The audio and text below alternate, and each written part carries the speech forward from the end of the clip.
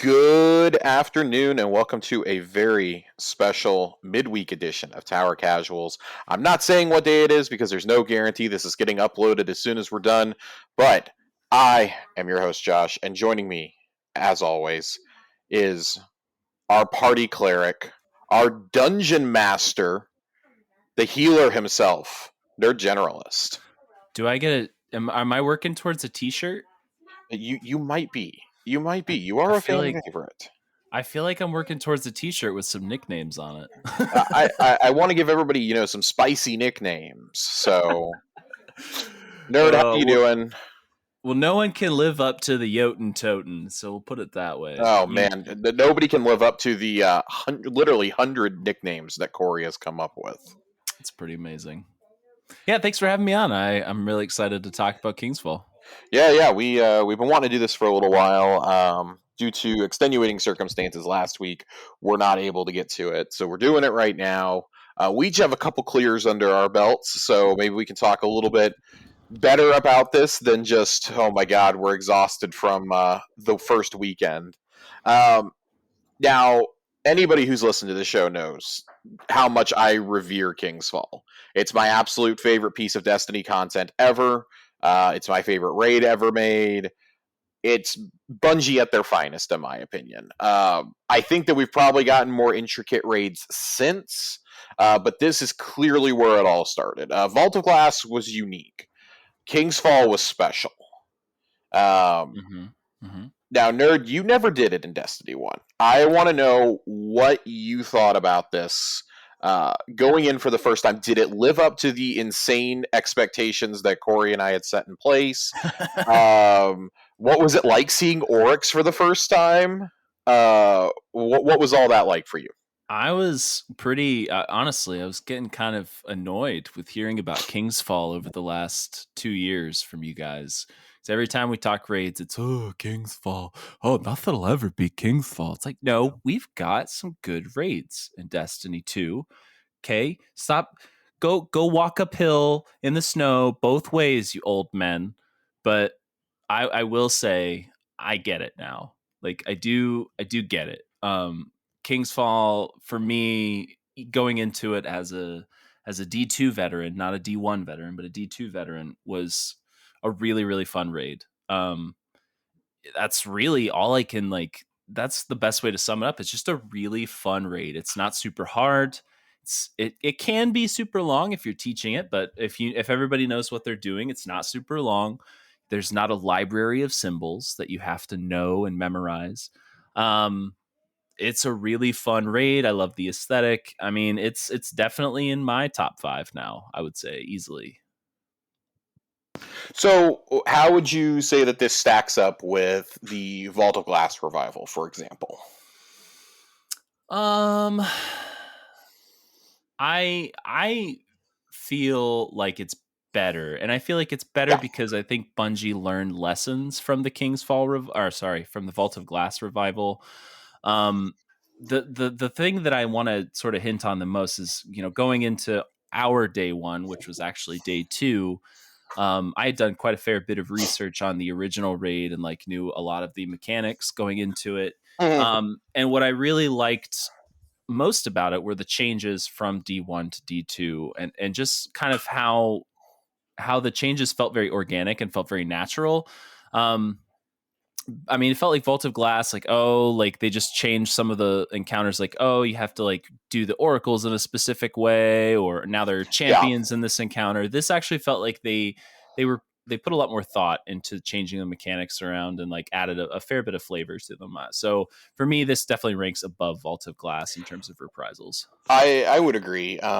The changes here seem to be largely changes made for the better, as opposed to in Vault of Glass, where, like you said, the oracles, for example, I don't think that's a bad change, but it is an annoying change once you get to Atheon. Mm-hmm. Um, Yeah. because so much of that predicates on, well, did your reader read it correctly? Did the away team figure it out correctly? That's just very aggravating to me. Um, King's Fall, though, like, for example, the change with the platforming in Daughters and in Oryx, we used to have all four people ready to jump on. Mm-hmm. Mm-hmm. and now you only have to have point A and point B. Mm-hmm. And the trade off is you do it 3 times. Right. Um, I think that was a much better change personally. I think that makes it easier to teach too. Like for example, last night we're doing this on reset day. I ran it Monday night with our friend Matt, and we did an LFG. And there were 4 people in there. He had a single clear from this time around, just like us, and then the other 3 hadn't cleared it at all. But they said they did it in D1, and I really doubted that one of them had a D1 clear the further we went on. But that's it's okay. We're here to teach. Trying to get somebody who's never done this before to grasp that when we call your plate, you have to jump up onto it because we need, in daughters especially, you need every single second. Mm-hmm.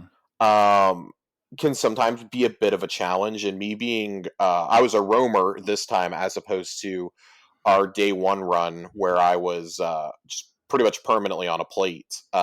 It was nice to be able to basically handle ad clear on one side of the room. Um, War Priest, I think after 2 3 runs, War Priest is definitely the hardest check in the game. I think not in the game, Yeah. in the raid.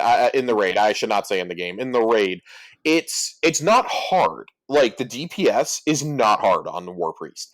Right. It's I honestly think just reading the symbols because everything is so frantic in there and you only have a few seconds to read them, that can get bad.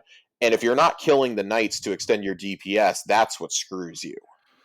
Right. Yeah. So I think there's a couple of things I want to hit on after as what you said. I think in terms of the changes, I like that most of what they did in terms of changing the encounters was to allow for more speed. So Oryx was a great example. With Oryx, you were basically locked into doing 4 plate sequences, right? Mm-hmm. In the original. Now, depending on how quickly your team's able to navigate the taken phase, you could be ready for DPS within, a minute or two, and ready to go. Not War Priest. Daughters, same thing. I mean, all of the encounters Daughters are is if you do it correctly, Daughters is a 3 minute run. right.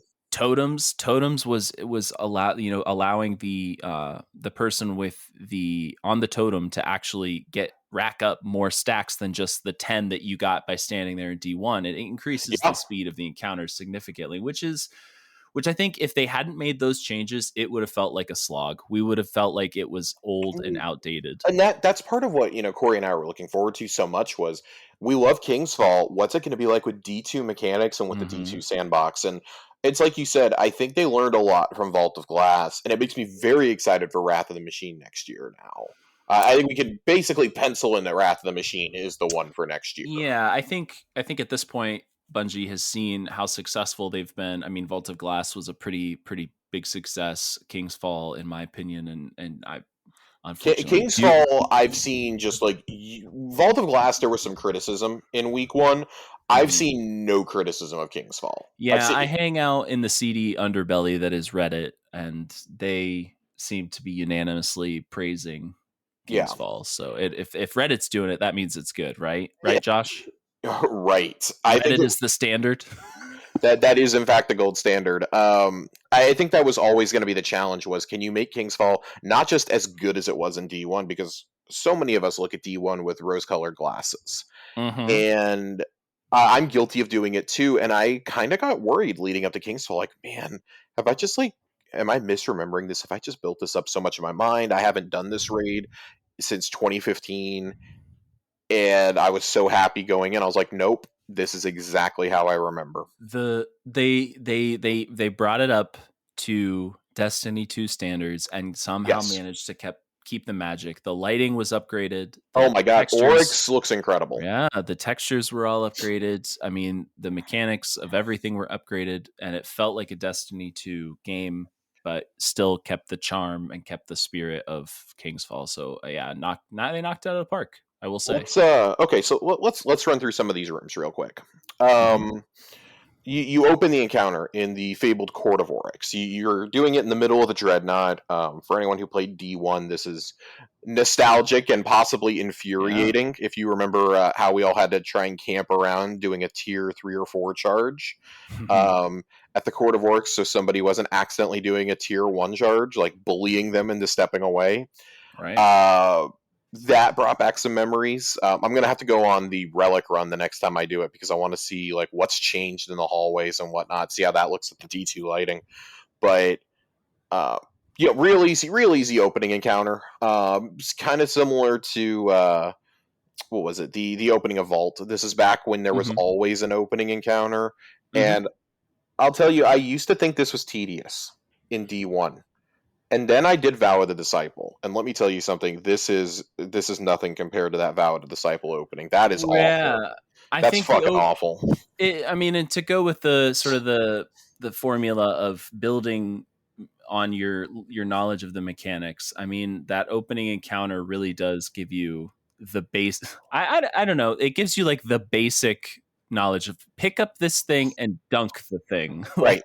Like it's Well, and basic. that it's funny that you said because that is the raid that started all of that. We did Yeah. not dunk before then. There was no dunking in the campaigns or anything, and we joke all the time that they just they ripped things from Kingsfall for the campaigns, but they really Hmm. did like things from the Destiny 1 raids are mechanics now that we're like, oh, this was something you had to figure out back in the day. Like, yeah, Yeah. this was something we had to actually sit down and think about. So you open up the gate, you go through and you get this wonderful, lovely jumping puzzle. The OG jumping puzzle, you could say. I like that they kept it almost. I mean, really, it is almost exactly the same down to where the ships spawn, I right? would say it's exactly the same. Yeah, everything. The hidden chest. When you have to have people standing on the plates, that is in exactly the same position. The only thing they've Hmm. added are the hive medallions that you can shoot now for the guaranteed red border. Hmm. Even the secret Um, chest down to the same spot. yep, yep. The old hole in the wall is still there. Um, Totems is really where you get the first major change. So Uh, yeah, with so what's really funny, and this is going to be a theme for all of these. So I just want to say it once. It's really funny going into this raid with people who played a lot of D1 because they go in and they're all cocky and they're like, I know how this works. Yeah, I did this. I did this 50,000 times back in the day, and then the group wipes in about 5 seconds, and they're like, "What happened?" He's like, hey, "That's not the same. That's not the same. I know how to do this." No, you don't, because they changed it. And Totems is that first encounter where you watch these old timers do this raid and they're like, oh, okay, it's different now. Totems was significantly easier. Um, I think being able, not having to do like just the 10 stacks, like you said, I mean, we were racking up, 20, 25 even sometimes on some of these runs. Mm-hmm. Yeah. And it goes by so quickly. So I was in an LFG last night before the one I joined and got my clear on. There was the guys on right side. It was me, our buddy Matt, and the LFG leader who needed to be taught, but he caught on right away. And then the three on the other side just were not grasping. We were offering the switch off. They were only getting a couple of stacks each time. Like they were having problems killing knights. Like this is, if you don't understand it here, you will understand it when you get into War Priest. You have to be willing to change your loadout for almost every encounter in this raid. You can't Mm-hmm. just leave the same stuff on. We were trying to encourage them to put on like Xenophage is really great in this encounter for Mm-hmm. the knights specifically. Yeah. Um, we had people in there running Forerunner. This is for Totem. We're still talking about Oh totems, or yeah, are we we're still talking about totems. Oh yeah, interesting choice? Okay. not the word I would use. Well, I could see some applications for it. It's got some range on it. It probably one shots the Uh, Taken Knight or the nope, Hive Knights. nope, No. nope. Oh. Nope, Well they were then. having a lot of problems over there. They Well were asking us then. to. They were saying when you go to the middle, if you're on right side and you go to the middle, please kill the knights for us. Oh dear. Yes, and I mean we were running to their side, getting reses. It was just bad. It's all around bad. But like if you can't grasp totems, which I think is as far as raid encounters go, is one of the easiest we've ever had, then you may have some problems. Like Yeah, especially with the changes to totems, it's not bad. it's just teaching you a rotation, right? It's Yes. getting, because that's pretty much all King's Fall is. It's your, rotating through a variety of roles, and if yeah, you've got to keep your cadence up, or else you're not going to make it. Yeah, you're gonna have a real bad time. But Mhm. again, I really like totems. Totems is a smaller encounter than I remember. I remember the trek again, rose tinted glasses. The trek from the middle out to the far plate. I remember that being a lot further.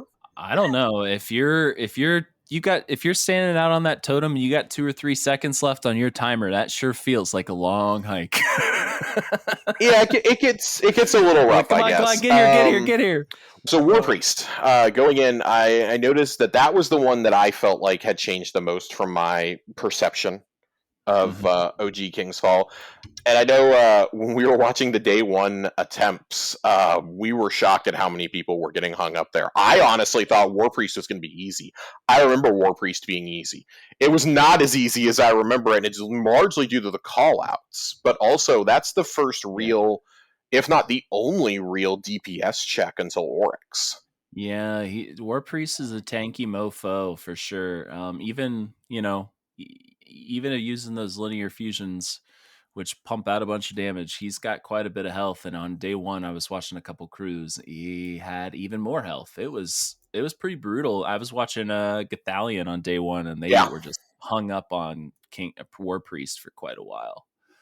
that Just seemed to be it's funny. That seems to be a recurring theme is like the first real DPS check seems to hold people up on day ones. So Atrax, the mm-hmm. Templar, the Caretaker, and now War Yep, Priest. yep, yep.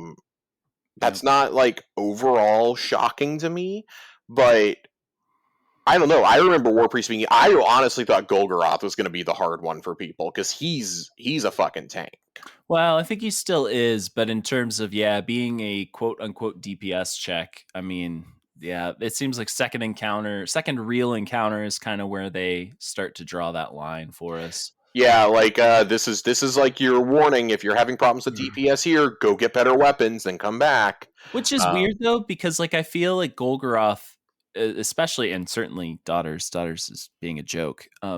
Golgoroth, like you have such a longer DPS window, and so like as long as you're not losing damage balls, there's going to be probably a couple balls references in this, but if you're not losing damage balls, you can stretch that fight out for enough time to really kill Golgoroth with bad DPS.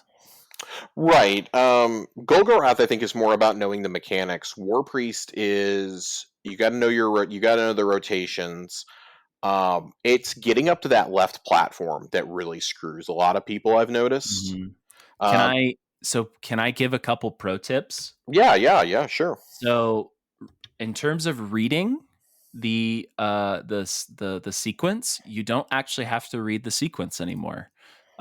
You Whenever the sequence starts, you have your people on your outer two plates stand on your plates, and then the middle person steps on, steps off, steps back on, and boom, it'll just randomly assign the aura to a random person on your. Interesting. So you don't even have to read Interesting. it. Also, with your Taken Knights, if anybody's struggling on those Taken Knights, the Knight's always going to spawn. The Knights are always going to spawn in the two locations where the last plate was, or what last plate was not. So if the person gets the aura on the upper left plate, the Knights are always going to spawn in the middle and the right side. Once you learn those two tricks, that fight gets a lot easier. Yeah, I what I noticed doing an LFG group last night was that we had one guy in particular who was really struggling to kill his knight, Mm-hmm. um, Yeah, and get that's his a aura. common struggle for sure. So like our person who dropped first knight always got it. He was on it like one shotting his knight practically. Mm-hmm. And we kept trying to give advice to the other guy, like, hey, here's what you should use. Hey, put on. I think our person who was one shotting him was using Cartesian coordinate. Mm, Um, okay. I don't remember what he was either one or two shotting it. He was like, I'm dropping them super fast. The other one we could not figure out what he was using. He kept trying all sorts of different strategies, and God bless him. was just really, really struggling hard. Yeah, I'm usually on night duty, and I just huck a grenade, and then by the time my Hmm. grenade finishes up, I just hammer it into them with SMG shots, and then they're usually finishable by that point. But Yeah. yeah, I mean, that's only I would recommend some kind of shotgun fusion rifle combo or whatever, because you definitely want to make sure you have your something a backup weapon for DPS too. Right, and that's what I was trying to tell him. I was like, don't burn any heavy on him. You definitely want to be able to do your DPS and your super on it. Another thing I would say, you're close enough on War Priest that like if you're not on well duty, please be like using DPS supers. So that leads me to my third pro tip for anybody listening. Do your damage up on the stage with War Priest on the right side. The reason being is you have a slower travel distance for any DPS supers, but also you don't have to do the old War Priest shuffle, dodging back and forth around that stupid pillar when he gets a little Ah, dude, antsy. I hate that so much. So if you do your damage on that upper platform on the right side, now you don't want to do that if you're on the left. You know, your left pillar is the only one left. But for your first two damage phases, do your damage on the right side of that stage that he's on. Oh man, it's really really good. You could just sit there, stand in a well, and just shoot at him. Yeah, because let me tell you something, the War Priest Shuffle is easily the most annoying part of that fight. That can screw up your entire DPS phase right there. Um, Yup. Especially if you don't kill that second knight to extend it. Mm-hmm. That can really, I mean, you can lose an entire damage phase right there, and that basically could mean you wipe. Yep. Um, I would also say, like, if you are the person using Gallarhorn in here, please don't be that person. Please take it off. Um, Damn brutal. Yeah, I had to politely suggest it to the group we were running with last night because everyone had on linears except for one person who was running galley. And let me tell you something, I'm the resident divinity runner. I had that on, I had my tether on, I had on my storm chaser. We wiped with only a smidge of health left on war priest, maybe less than a quarter. Mm-hmm. And we looked at the DPS at the end, and everybody, including me, was at 2.5 million or higher, except for the person running Galley, who was at a measly 700,000. It's funny for a Destiny 1 raid, like reprised raid, Gallarhorn being, the pinnacle Destiny 1 weapon just doesn't feel super effective in a lot of these encounters, to be I think honest. that's very deliberately designed, though, Yeah, maybe. because King's Fall in D1 was very much built to where you could not use Gallarhorn. Right. They nerfed it into the ground, in fact, 2 weeks before King's Fall. That's part of why King's Fall in D1 was such a challenge, was nobody really knew what to use. Like, it was Icebreaker and LMGs for the most part in there. Mm-hmm. A lot of people used Thunderlord. I used Thunderlord for some ad clear in totems occasionally. Yeah, I Um, always use an LMG in there too. Yep. let's move on. Let's move on to Golgi. Golgi is the one I think on our first run. That's the one that definitely got the best of me. Even though it's literally the exact same encounter. Not a single thing has changed from D1. It is definitely the one that I thought I remembered the best, and I had 100% remembered the layout of the room, but had forgotten some of the most basic parts of the encounter, such as like when you take gaze, you have to run behind the group. I Yeah, that was the one that hung me up, and now I'm like, oh my god, I'm such an idiot. This was such an easy encounter, you know. Yeah, I mean, I don't know that I've ever really had a tough time on Golgoroth thus far, even with some like LFG groups that, are kind of underperformers. Because Honestly, as long as you're two people who know how to take yeah, gaze, it's not yeah. bad. Yeah, the thing of that is really just having people with gaze and having people just get the hell out of the group with the unstable light debuff, which is always fun because you get to see who messed up because they're always the last person alive. But yeah, I mean Golgoroth really wasn't that bad. I mean it's a No. fun fight. It's fast paced, but I mean I've never gone to like long drawn out attempts at it. We always just Outside of Oryx, it might be the longest encounter in the raid. Yeah, it's definitely a long one, and I think that's why it's so easy. Well, why it feels easy because you have a lot of time to do DPS, and like you can push it to 3 or 4 damage phases, and as long as you can have people consistently doing damage and landing those unstable explosions, I mean, it's not that bad, really. Yeah. Yeah, Golgoroth is not that bad. You can use just about whatever you want for DPS. I think most of our guys were using linears. Um, as for some Lament. takes, gaze, I was running around dropping tethers whenever I could for them. Can we use Lament, Josh? Can we use Lament to do damage on Golgoroth next Like, time, I please? hate you so much. Um, I kind of do want to try the War Priest strat with Lament just to see how it works.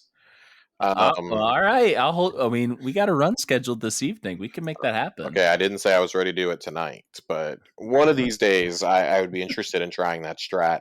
Um, daughters is an absolute joke.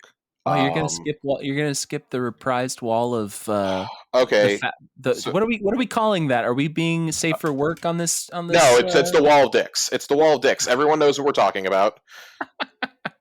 I always thought it was a joke, right? When I Yeah, heard people calling it that, and then like hearing people who I'm not friends with be like, "Oh yeah, this is the wall of dicks." I'm like, "Okay, it's a real thing." yeah, it was dubbed that from the very beginning because I mean it's always fun the people who have never done it before, the veterans kind of like standing back and making an excuse. Oh, I need to take a phone call real fast or something, and Yeah, watching everybody go ahead and just get yeeted off is the yeah, funniest fucking thing. It never gets old. yeah. You guys wanna go grab the triumph for this challenge? Go grab Toland real quick.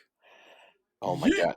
Dude, yeet. And it doesn't help that they literally like they look like some sort of like hive dick on top of that. Like it's bad. It's real Yeah, bad. yeah.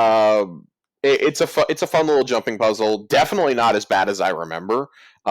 We've done way worse. If you ever did Whisper of the Worm, you've done worse. Right. Yeah. But again, like these are things that this was kind of the advent of. Hey, we're going to shove one of these in every fucking raid now. Um, if it's a pinnacle activity, we're shoving one in, and they kind of dialed that up to 11 with Destiny 2. I don't know that we got another because I remember very little of Wrath of the Machine. I don't know that we got another jumping puzzle like this outside of Fellwinter's Peak. Um, but that was at least in a social space. This being in a raid, there's a secret chest hidden in. There's two chests actually. There's a secret chest, and there's the Touch of Malice catalyst hidden in here. Um, it's just Yeah. it's kind of wild. I still enjoy it a lot. It's shorter than I remembered too. Yeah. Stompies make it an absolute joke for hunters. Just basically jump through the whole thing with no problems whatsoever. It's very funny watching certain classes struggle with it though. I was particularly enjoying watching a warlock struggle last night, and I was just like, "Oh, this should not be hard for you. Heat rises, man. Heat rises." Listen, warlocks don't struggle. We just make everybody else look good. That's our goal. I mean, I had time to go to the bathroom and get a snack while this person was trying to get up like the last third of it, so That's pretty disappointing. it was very disappointing. I felt embarrassed for them. It was no longer you're embarrassing us in front of the wizards. It was you're embarrassing us in front of the hunter. Right. Right. Daughters, like we said, daughters is it's a joke. It's an absolute joke of an encounter. I can't believe that it's counted as its own in a reprised Destiny 2, but I guess it's because they wanted to keep it with the 5 encounters that were in D1. It's a great Um, farmable encounter if you're trying to get rolls on weapons. it's excellent. That's It's what got you the want. most it's got the most I think weapon drops of anybody in the loot pool, and it's obviously the quickest. So Yeah, I yeah, I would don't think say we really need to focus too much on that one. It's just so no. fast. And Gallarhorn, man, Gallarhorn. yep. Yeah, no, don't use Wardcliff. All you kids out there using Wardcliff, and then make sure you dunk the brand on the knight or the daughter who is not glowing. That gives you a little extra boost of time before the next wipe mechanic starts up. That's a pro tip. Yeah, I think like each of us used like 3 galley rockets on each daughter. I do remember I shot my tether off when we were at the first one and just watched her health go doop. Yeah, they're It jokes. just disappeared. You single shot tether, it just disappeared. The first, as soon as the rockets started hitting, she was dead. Yeah, Um, let's talk about Oryx. the man Oryx, himself. the man, the myth, the legend, the Taken King has risen again. I don't even think we need to spend too much time on Oryx.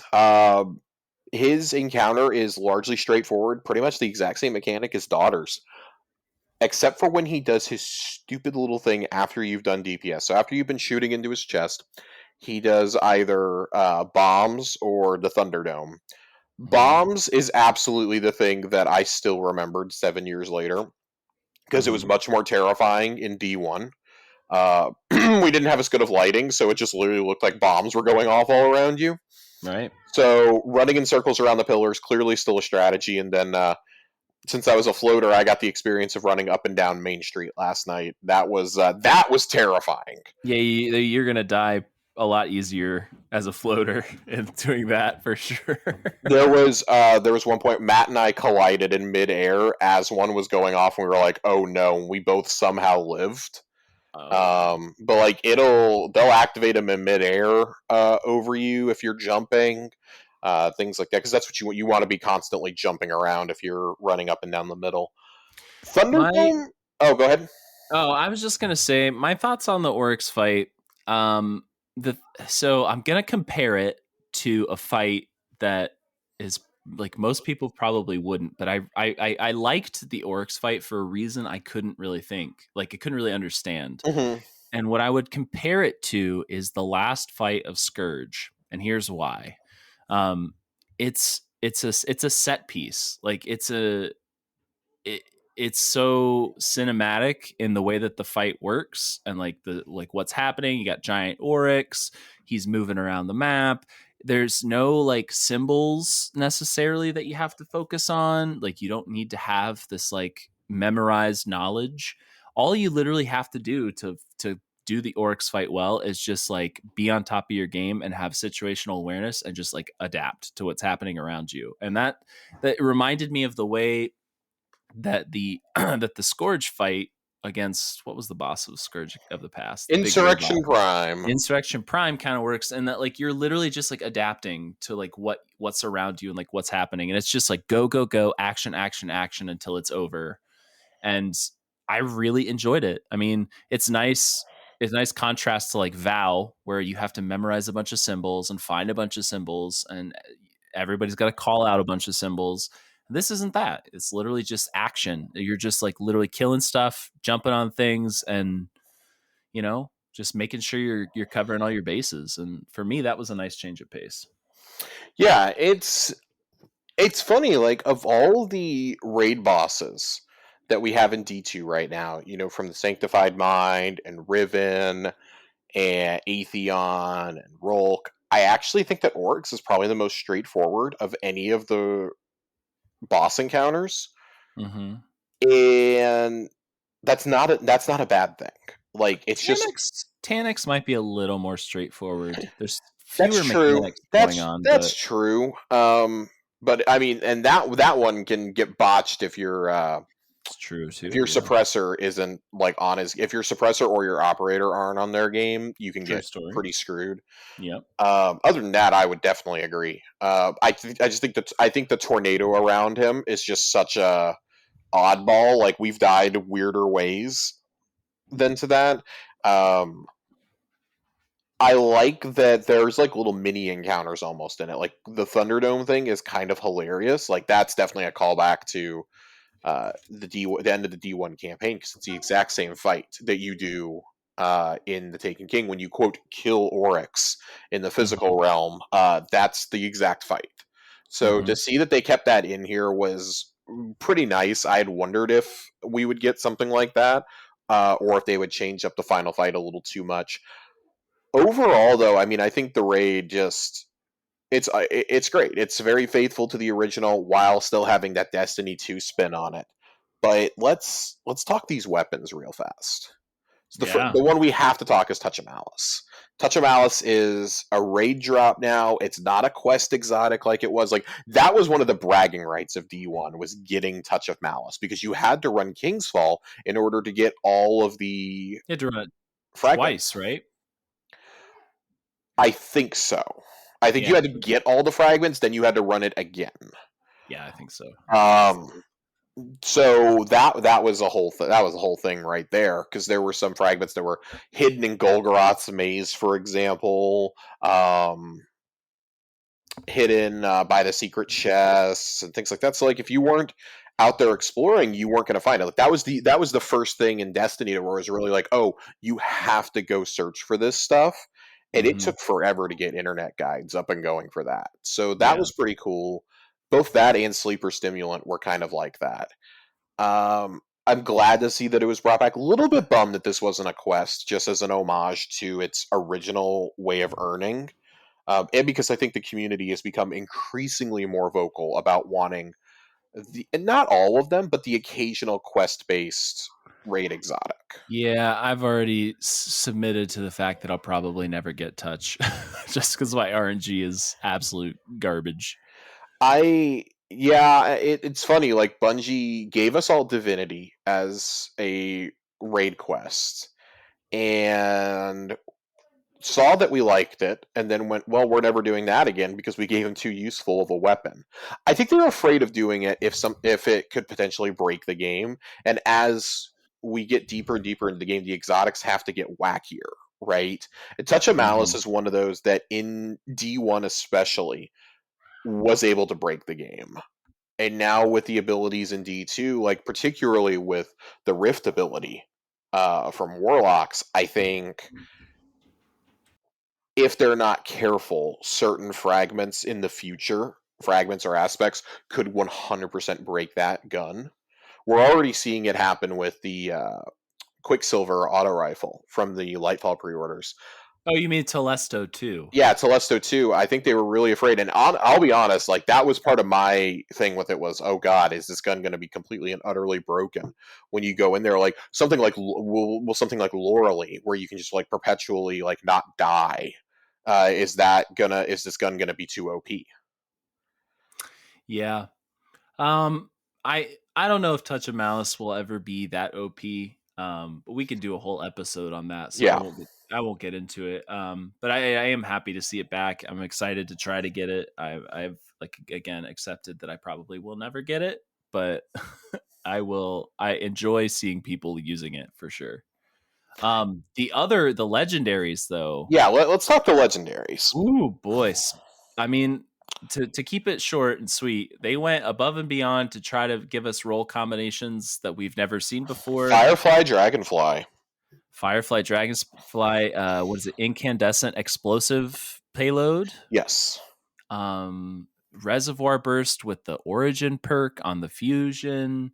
There's a lot of good loot. I mean, I would and say this that is probably my favorite origin perk so far too.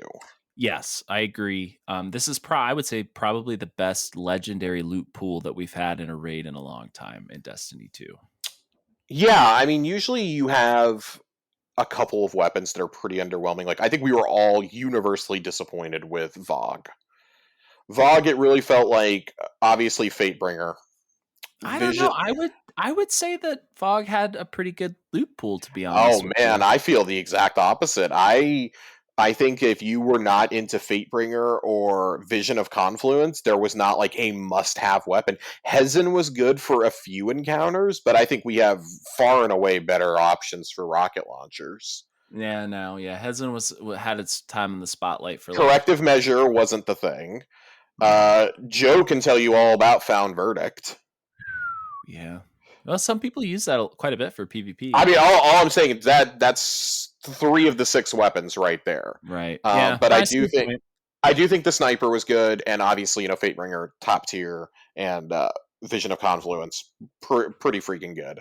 Um, Vow, I think we were in the same position with Vow. I think Vow had a couple of underwhelming weapons and a few that we now look at differently that are like, oh, these are actually really good with the changes to linears, for example. Cataclysmic is top tier now if you have the right Mhm. combination on that, and that's the key. You have to have the right roll on it, I think.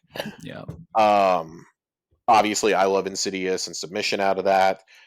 King's Fall, it doesn't feel like there's a super weak link, right? I would say like the weakest link is probably the LMG. Yeah, I think I haven't heard anybody get really excited about the But I think LMG. we're also like still in a position where we're trying to nail down like, okay, are there legendary LMGs worth using right now? Still not many. Yeah. Yeah, it's LMGs just really have not found their place back into the meta yet. Despite Thunderlord is the only one I would say is creeping up there. and it's even situational, And really. I I think a mean, lot of things are going to be situational. I'm okay. Like I think LMGs are just such a weird thing to balance because of the magazine size. mhm, It's not like, oh, you only have 7 to 20 shots like you do in everything else. Like you have 200 or 300 rounds. Like right. even running a legendary Lost Sector DRD, one single bullet was stunning champs.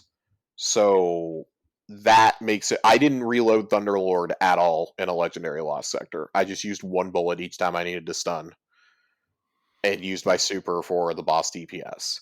Right. Um, but looking at this loot pool, I have unfortunately not gotten the two weapons that I desperately want out of this, which are the scout rifle and the pulse rifle, respectfully. Um, How have you Obviously, not gotten a scout? dude, It's like I let me tell you something. Between the two runs that I've done, I have gotten 9 class items. I've gotten 9 class items. jeez. I've gotten almost all armor from both runs. I've gotten 4 fusion Maybe rifles. maybe that Bungie's trying to tell you you need a little more class. That's all I'm saying. Yeah, I'm just so annoyed. I was it was like duality all over again when I was running it last night. I just kept going, God damn it, really loudly every time I opened a chest. And our group was like, "What is wrong with him?" And Matt's like, "He got another class item." Or he got another fusion. I was happy to see that I got something new out of the chest at the very end, and it was the fucking hand cannon. So Which, yeah, you're not really a huge no, fond of. dude, I hate hand cannons. I hate them so Yeah, much. So that yeah. was infusion fodder for me. It was my first piece of 75 gear, but I think like the all the weapons across the board though are good. They are good to great. Like the sniper, great. The hand cannon, I've heard varying things. It's not Fatebringer 2.0. Like, no need to be concerned about that. But it'll be good in certain situations. The Pulse and the Scout are absolutely top notch, though. Just Mhm. like they were in D1. These are must-have top tier weapons, Right. and they're craftable. Right. Yeah, I mean that's going to be the thing is we're really, we're only just starting to see the potential that some of these weapons have with the craftable perks. So I'm assuming that you've gotten the Scout and or the Pulse. I have not gotten the pulse. I You've have not gotten the gotten the Pulse. scout. Break down the Scout for me. If you've gotten a role that you like, break it down for me. My favorite roll on it so far, I've got explosive, payload, and frenzy. Okay. With Okay. the origin perk, I think you can stack like 20 something, 24 rounds if you've got 4 people around you. Mm-hmm. Um, I've really been craving for a good void scout rifle in the secondary slot, like an energy weapon scout, because I wasn't able to get a good roll on vouchsafe. So for me, this is going to fit that spot really well for And it's for what 200 RPM. Is that what it is? it's a 180. 180. Okay, so it's just a notch below Night Watch. Then I think in terms of Mhm. firing. Yeah, I think it's probably going to be one of the better void scouts that we have moving forward. Just the perks are just really nice on it. Mm-hmm. Precision frame. So yeah, I'm looking forward to using that in Grandmasters next season if we get scout. I guess we have. Yeah, I guess we still have anti-barrier We scout, do but have it right now. Yeah. let's not joke. Everyone's going to be using anti-barrier snipers, so you know. I've been enjoying the fusion rifle. I'm not normally a regular fusion guy, but with the origin trait, so the role that I have is Vorpal plan back or Vorpal weapon backup plan, and then I have the accelerated coils as well. Mm-hmm. I have really been enjoying this one. I got it to drop last night, and I actually ran this in Daughters to help Mm. ad clear. I really enjoyed it. I was having like 9 or 10 shots in the chamber if I was by people, so that was really cool.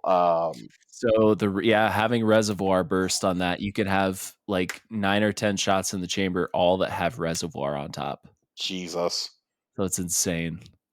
It's It pretty. was very fun. I enjoyed it. I still don't know that I'm like in love with it because for me, using a regular fusion rifle is just such a situational thing. I don't like running regular fusion rifles. That's part of why I was so attracted to Jotun. It's because it didn't Mhm. act like a regular fusion rifle. No, you're Um, attracted to Jotun because you're a troll at heart, I am a troll at heart. We all know this.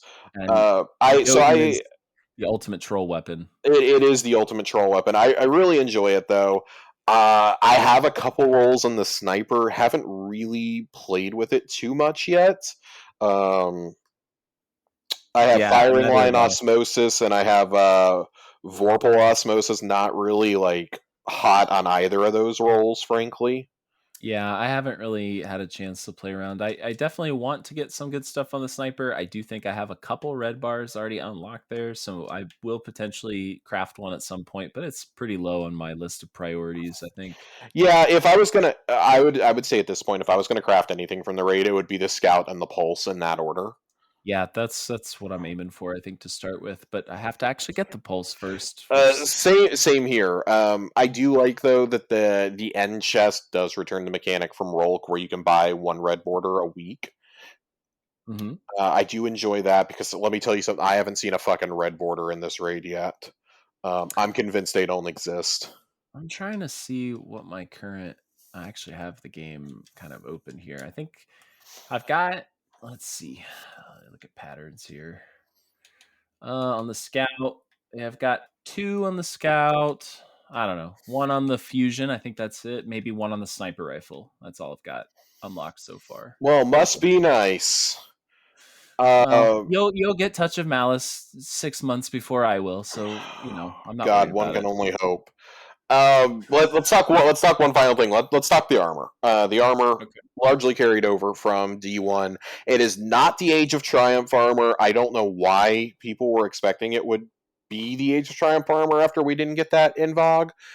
But what amuses me the most is, do not get me wrong, I think the Age of Triumph Kingsfall armor is probably my favorite Destiny 1 set ever. Mhm.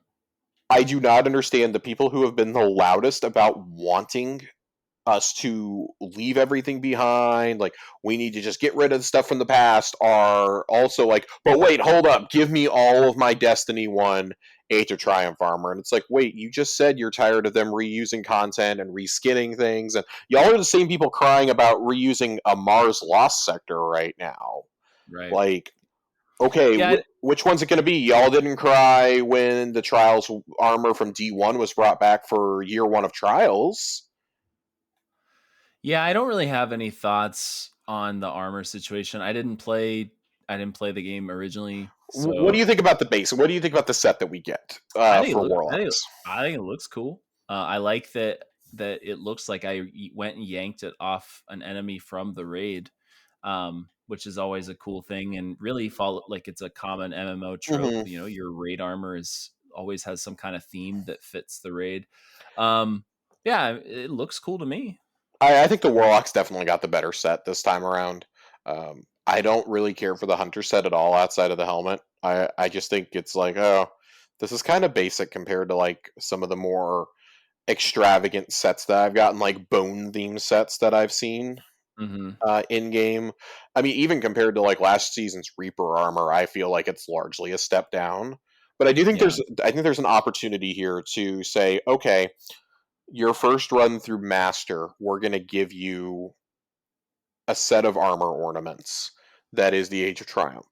For your first clear through Master, I think it would incentivize people to actually go do it because I don't think that like Master level weapons is necessarily going to get a lot of people in there. right. There we haven't seen that there's like massive upsides to you have to have the adept versions of these weapons. I like with, well, not particular with Kingsfall, but like with Vogue, with Vow of the Disciple, I don't really see that there was, and even like in Nightfalls, there's not like a huge need to like go get the adept versions of things. They're there Yeah, if you want them. Like if you want like that extra tiny bit of boost, like if you're going for a day one clear, you probably want that shit. But other than that, like you don't actually need it. Yeah, I would agree. It really is just going to kind of depend on how the meta swings. If something, in here becomes a meta item, like if Hmm. there were an LFR with firing line right now in King's Fall, I would probably go back in there and try to get one just for, so you can toss adept the big one spec on it. But Yeah, I guess you're right.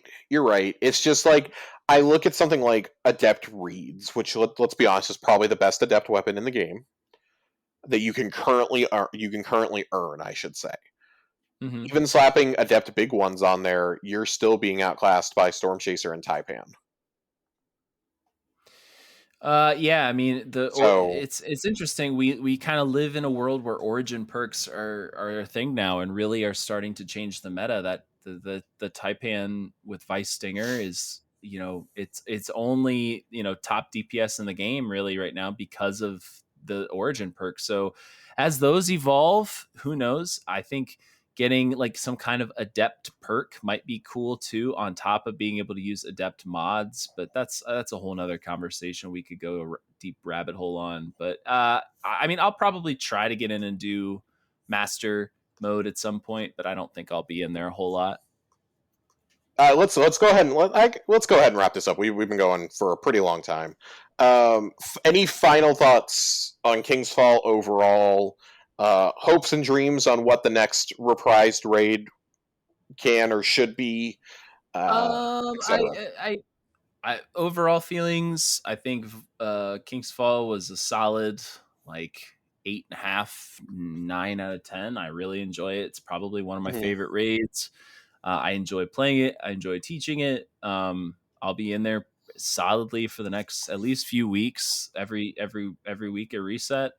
Um, I I mean, really, our only two choices for reprise raids at this point is Crota and Wrath. Given what I know about both, I would rather see Wrath. Yeah. And I think that's a good raid for them to really kind of wrap up their reprisal skills, because it's a long, fun raid. But yeah, I mean, I think they knocked it out of the park, like I said before on this one, and we'll be enjoying this for quite a while to come. Yeah, I definitely agree with the point on Wrath of the Machine. I think that has to be the next one. Just even according to what Joe and Justin have said, that if they were to ever bring over Crota, they would have to drastically change some parts of the raid because that plays much more like a dungeon than a raid at this point. Like, Right, man, if you think daughters were easy here, oh boy, uh, right. that's gonna be a whole raid. Like, that's a raid you could do in like 25 minutes. Um, definitely feels more like a raid layer in a lot of ways, but and I do think that both will come back. I think you're going to get Wrath, and then Crota's will probably be something they release after Final Shape, just to say, hey, we brought all four raids forward Yeah. and be done with it. But yeah, I definitely agree. King's Fall solid 9. I maybe might inch closer to 9.5, but really there being almost no difficulty on totems or daughters kind of hinders it for me. And I'm not saying like, oh, everything has to be hard, but it's just like I look at the encounters in like Ballad of Disciple, for example, and I'm like, man, it's crazy how far we've come. Like Right. you look at Exhibition in there alone, and it's like, yeah, that encounter is harder than anything in King's Fall to me. Yeah, in some ways, yeah, you're right. The timing and everything else. I think there's still parts of Vault of Glass that are more challenging. Um, the timing on gatekeepers can be a real bitch. Atheon can be, a real fickle one too at times. Hmm. And I'm curious to see what kind of strategies develop. And this might be the first one that I'm willing to go do master mode on, just because everything else wasn't that difficult and regular. Hmm. Like War Priest would be a welcome challenge in master. Um, I just like everything being turned up just a tiny bit more. This might be the first one where I go, yeah, I think I want to go for the seal on it. Just give me all overload hobgoblins on War Priest. Oh my god! All right, well with that we're leaving. We're done. From me, from Nerd, from Corey, thank you for listening to this special episode. I'm gonna have to do some surgical repairs on it because of my mic, but this will when this is posted. I don't know if we've gotten to week 3 of the season or not, but Thank you for listening. Share with us your thoughts on King's Fall. On are they going to bring Crota or Wrath of the Machine back next, or are they just going to pull a fast one and bring Prison of Elders back somehow? Let us know, and we'll talk about it on a future episode. Until then, we'll see you Starside. Later.